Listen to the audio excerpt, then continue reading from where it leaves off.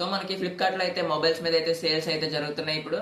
దాంట్లో భాగంగా వీళ్ళు ఐఫోన్స్ మీద అయితే ఐఫోన్ డేస్ అని, అలాగే మోటో మీద మోటో డేస్ అని, పోకో మీద పోకో డేస్, ఇంకా ఇన్ఫినిక్స్ మీద ఇన్ఫినిక్స్ డేస్ అని అయితే పెట్టారు. వీటిలో ఏ ఫోన్ ఎంతకు లభిస్తుందో చూద్దాం. ఫస్ట్ మనకి ఐఫోన్ డేస్ లో కనుక చూసుకున్నట్లయితే మే 15th అయితే ఎండ్ అయిపోతున్నాయి.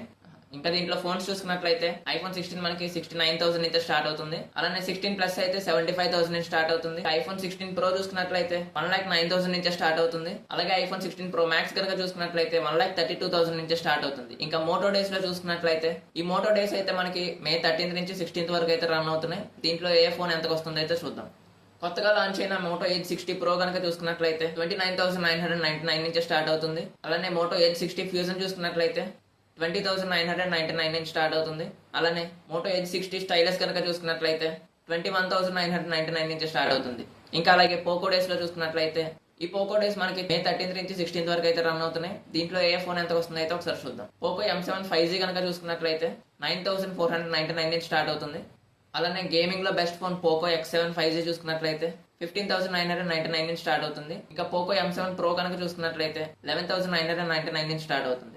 అలానే ఇన్ఫినిక్స్ డేస్ కనుక చూసుకున్నట్లయితే ఇవి కూడా మనకి మే 13th నుంచి 16th వరకు అయితే నడుస్తున్నాయి. దీంట్లో ఏ ఫోన్ ఎంతకు వస్తుందో అయితే చూద్దాం. నోట్ 50s 5G కనుక చూసుకున్నట్లయితే 15,999 నుంచి స్టార్ట్ అవుతుంది.